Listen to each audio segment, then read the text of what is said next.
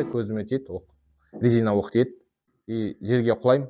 Есімден танған жоқпын, жерге құлап түстім. Содан адамдар мені сразу тұрғызуға кірісті. Примерно сезіп тұрмын көзім көрмей қалғанын.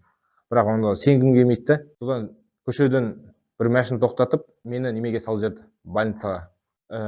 Первый помощь оказали, и неметті, сразу айтты маған, болды, көзің көрмейді, бір көзің көрмей қалды деді.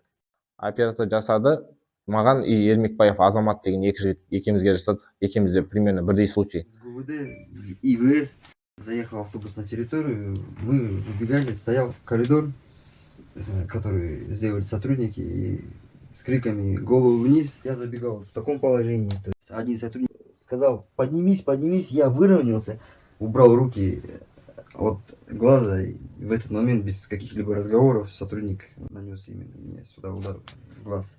Как он мне сказал, смотря мне в лицо, да, мне без разницы, что там с твоим глазом, мы тебя можем здесь убить, и нам ничего за это не будет.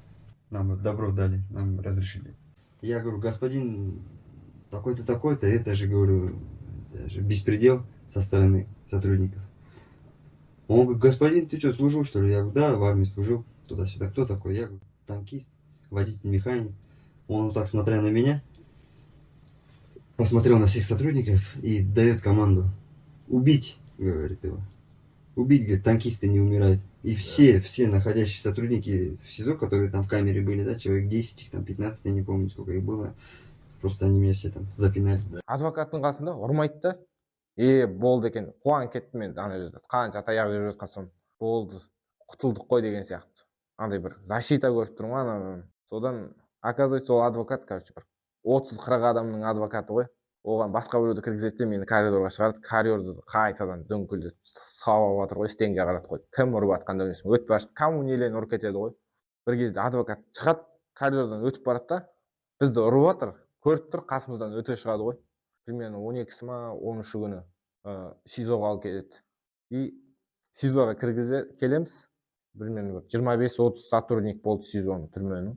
Тоже примерно бір 2 сағат 3 сағат тепкіледі сол жерде. Сол бір комнатада теріс қаратып қойды.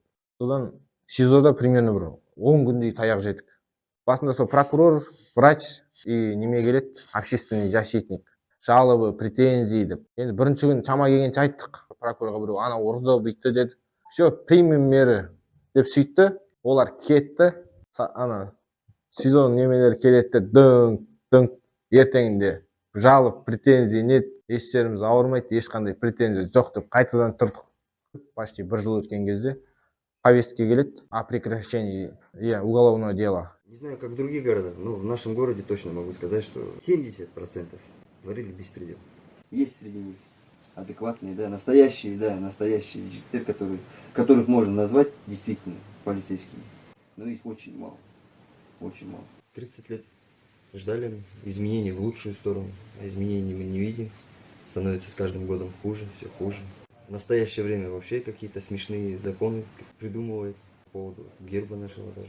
Уже 2 года прошло, даже тяжело об этом говорить. И самое обидное вот для себя, мне внутри в глубине души обидно, что вот наши сотрудники полиции себя так повели по отношению к своему народу. Самое обидное.